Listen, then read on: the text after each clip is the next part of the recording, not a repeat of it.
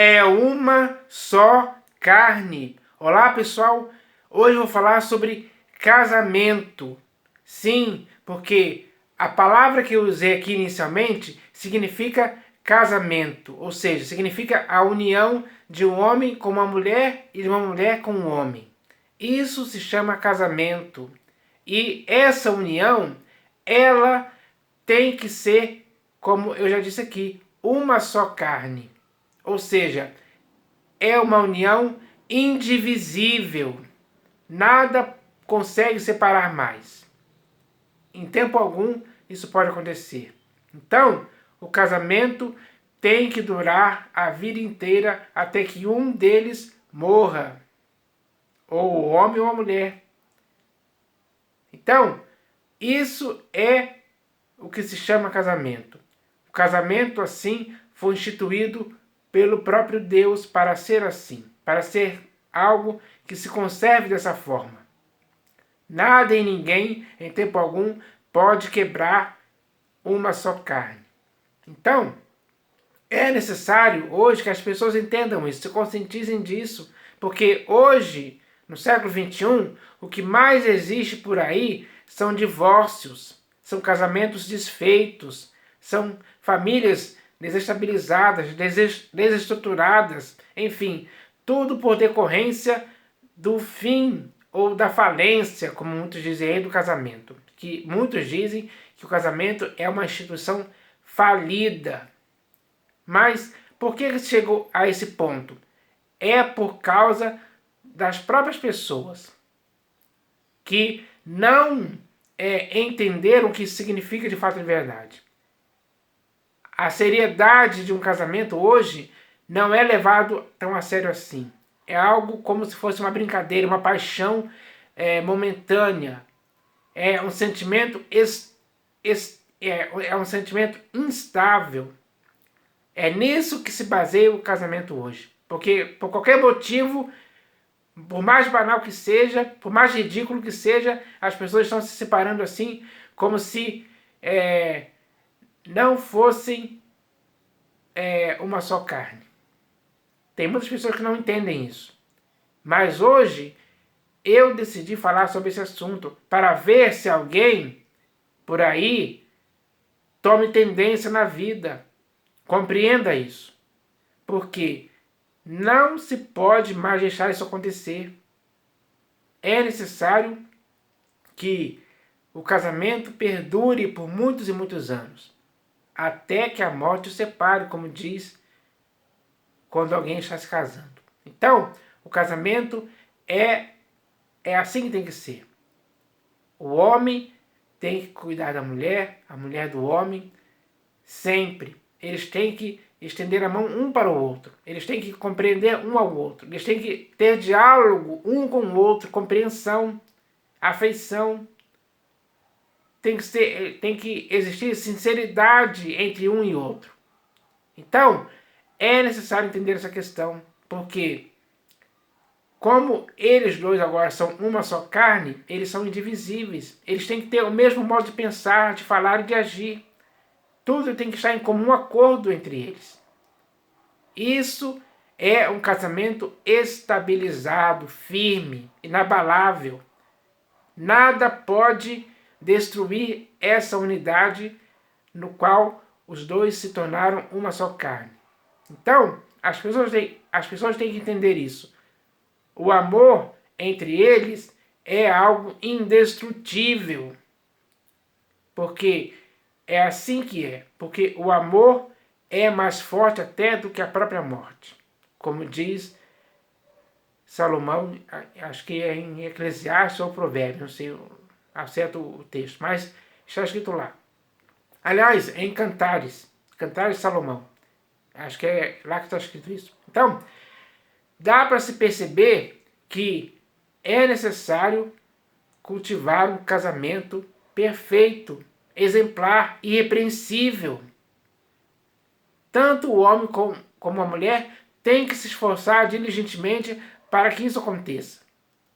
Então, eu vou ler aqui alguns textos a respeito do casamento para tentar conscientizar os casais hoje aí, para que eles nunca possam se separar em tempo algum. Então, eu vou ler aqui o primeiro texto, está aqui no primeiro livro de Moisés, chamado Gênesis. Já escrito assim, ó. Vou até esticar um pouco para cá. Já escrito assim, ó.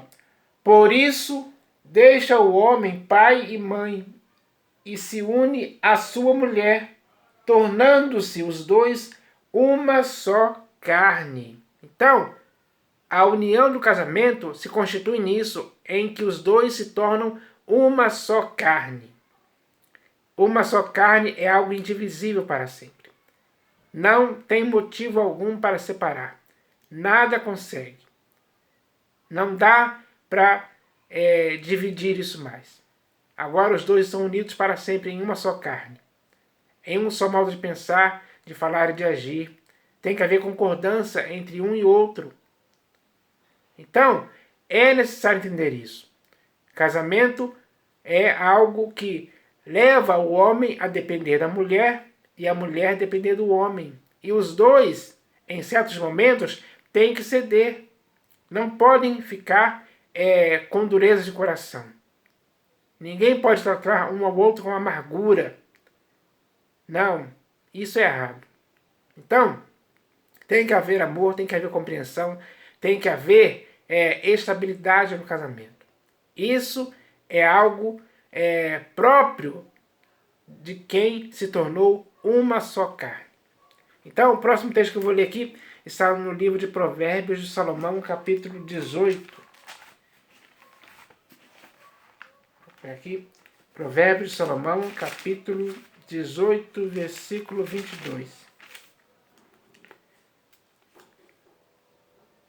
Então, nesse texto aqui vai falar sobre o homem que acha uma esposa. Então está escrito assim, ó. O que acha uma esposa acha o bem e alcançou a benevolência do Senhor.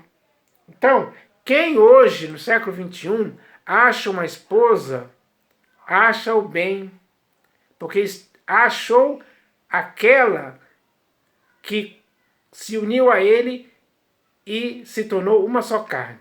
E os dois se tornaram uma só carne. Então, quem acha uma esposa, acha o bem. Esse é o bem. É a união dos dois em uma só carne.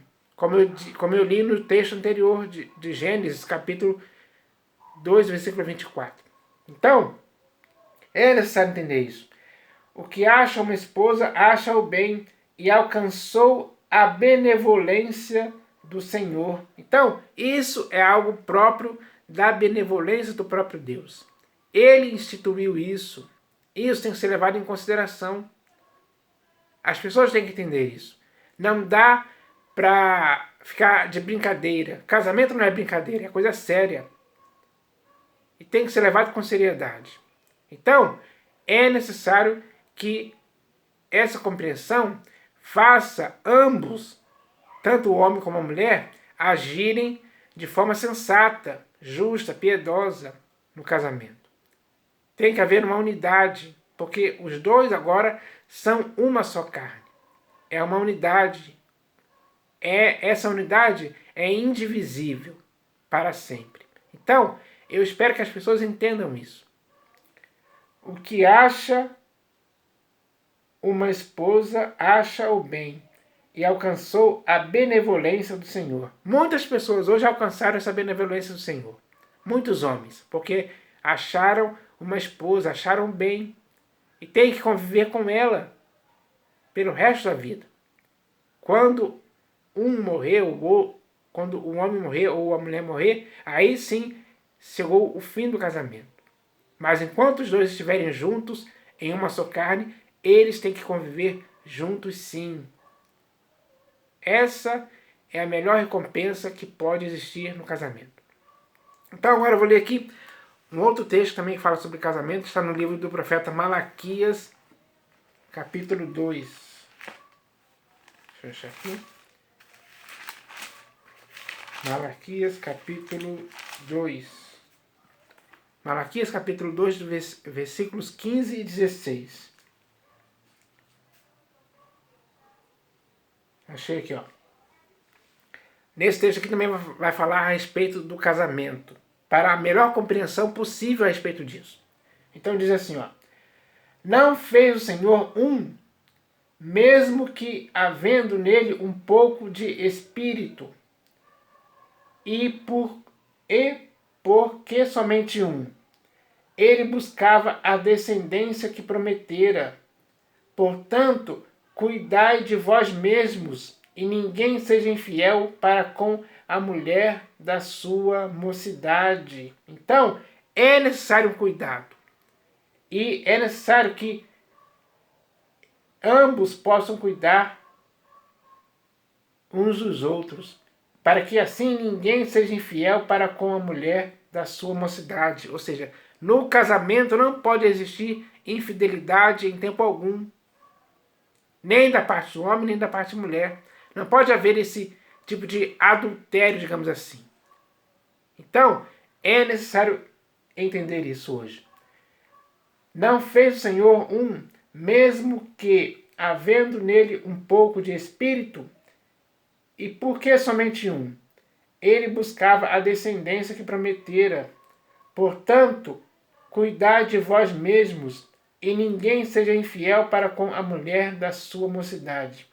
Porque o Senhor, Deus de Israel, diz que odeia o repúdio e também aquele que cobre de violência as suas vestes, diz o Senhor dos Exércitos. Portanto, cuidai de vós mesmos e não sejais infiéis. Então, ele está falando claramente que no casamento não pode existir infidelidade. E as pessoas têm que cuidar, têm que se acautelar, têm que se prevenir, têm que fazer e usar todos os meios necessários para que não aconteça infidelidade de ambas as partes. Então, quando as pessoas que estão casadas hoje fizerem isso, tomarem esse cuidado, com certeza o casamento dele vai ser preservado por muitos anos. E é isso que tem que acontecer. Esse é o casamento estável, bem estabilizado, bem fixado, bem firme, que não tem lugar ou ocasião alguma para a infidelidade de ambas as partes. Então, isso é algo sério que tem que ser levado em conta. Porque quando um homem e uma mulher se casam ou se unem e se tornam uma só carne, eles têm que ter essa vontade, tem que partir deles de serem fiéis um para com o outro. É assim que tem que ser. Esse é o procedimento correto, justo e perfeito, que agrada a Deus quando os dois decidem firmemente agirem com fidelidade um para com o outro. Então, a infidelidade nunca vai passar em tempo algum pelo casamento deles. Não haverá dos dois, eles não vão cogitar nem sequer vão cogitar essa possibilidade disso acontecer. Eles não vão dar lugar ou ocasião para que isso aconteça em tempo algum. Então isso é importante se dizer. Agora eu vou ler aqui o próximo texto, que está na primeira epístola de Paulo aos Coríntios. Primeira epístola de Paulo aos Coríntios, capítulo 7. Vou achar aqui rapidinho. Primeira epístola de Paulo aos Coríntios, capítulo 7, do versículos 3 e 4. Então, ele vai falar a respeito disso aqui, porque nesse texto aqui Paulo está dando algumas respostas com respeito ao casamento, porque sobre casamento existem muitas perguntas. Então, ele escreveu nessa epístola aqui algumas respostas para perguntas a respeito do casamento. Então, ele vai falar aqui alguma coisa a respeito disso. Ó. Diz assim, ó, versículo 3 e 4. O marido conceda à esposa o que lhe é devido, e também, semelhantemente, a esposa ao seu marido. Então, os dois têm que conceder a mesma coisa um para o outro, o que lhe é devido. O marido tem que conceder o que é devido à sua esposa, e a esposa também tem que considerar seu marido o que lhe é devido. Aí ele diz aqui, ó, a mulher não tem poder sobre o seu próprio corpo, e sim o marido. E também, semelhantemente, o marido não tem poder sobre o seu próprio corpo, e sim a mulher. Não vos priveis um ao outro, salvo talvez por mútuo consentimento, por algum tempo, para vos dedicardes à oração, para vos dedicardes à oração e, novamente, vos ajuntardes, para que Satanás não vos tente por causa da incontinência. Então ele está falando aqui a respeito disso. O que ele falou é algo sério, importante. As pessoas têm que entender esse texto para que esse entendimento seja colocado no casamento entre um homem e uma mulher. É assim que tem que ser. Então, ele está falando algo sério aqui. Não é brincadeira.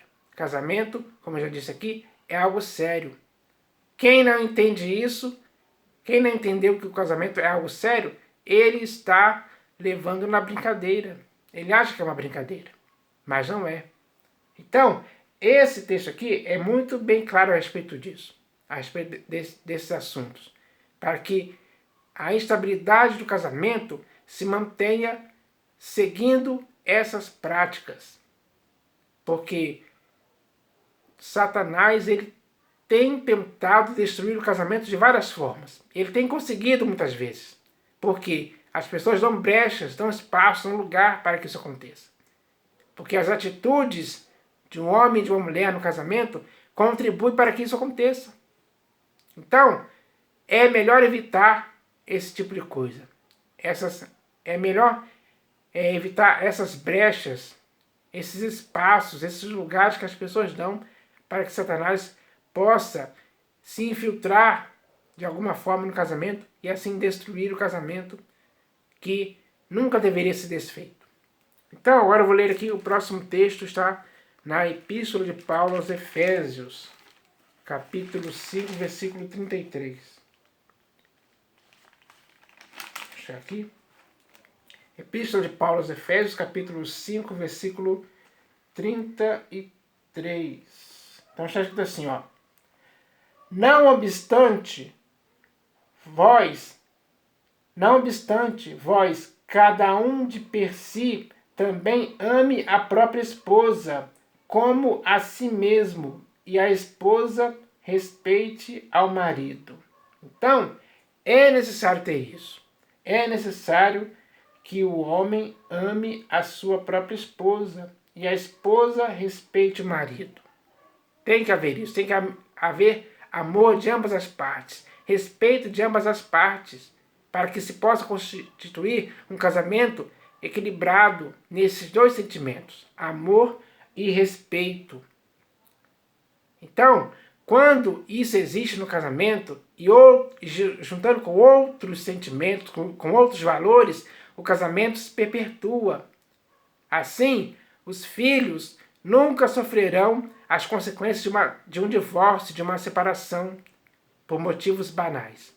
Por quê? Os pais cuidaram para que isso não acontecesse. Como eles cuidaram? Quando o marido ama a sua esposa e a esposa respeita o marido. Isso contribui para a estabilidade do casamento, para que ele dure até que um dos dois morra. Então, isso é bom demais. Isso tem que ser cultivado, tem que ser praticado, tem que ser exercido pelas pessoas que hoje estão casadas, para que assim se mantenham. Então, essa palavra é muito boa. Não obstante, vós, cada um de per si, também ame a própria esposa, como a si mesmo, e a esposa respeite ao marido. Então, essa é uma palavra boa para as pessoas que hoje estão casadas. É assim que tem que ser o procedimento de um para com o outro, sempre. E agora eu vou ler aqui o último texto, que está na Epístola aos Hebreus, capítulo 5, versículo 33. Epístola aos Hebreus, capítulo 5. 5? Deixa eu ver. Não, acho que eu anotei errado. Deixa eu ver se é o 5:33 mesmo. 5, versículo 33? Não. É capítulo 13.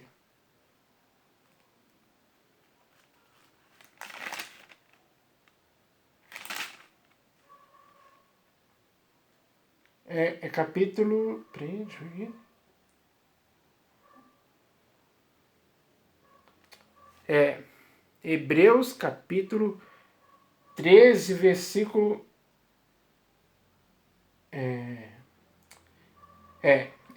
Epístola aos Hebreus capítulo 13, versículo 4. Eu anotei aqui errado. Então eu vou ler aqui, ó. Epístola aos Hebreus capítulo 13, versículo 4.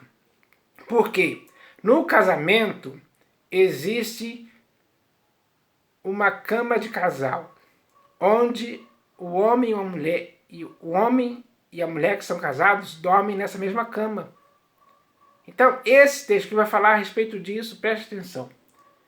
Diz assim, ó: digno de honra entre todos seja o matrimônio.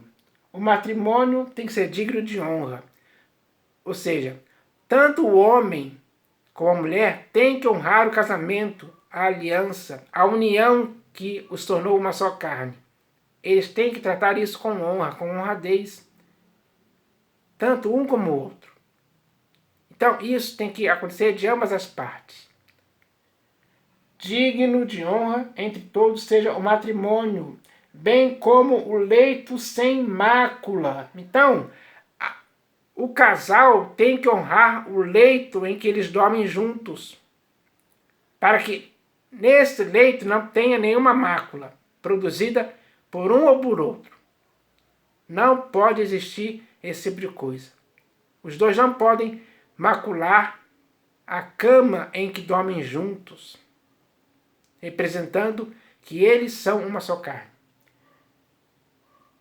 Digno de honra entre todos seja o matrimônio, bem como o leito sem mácula, porque Deus julgará os impuros e adúlteros.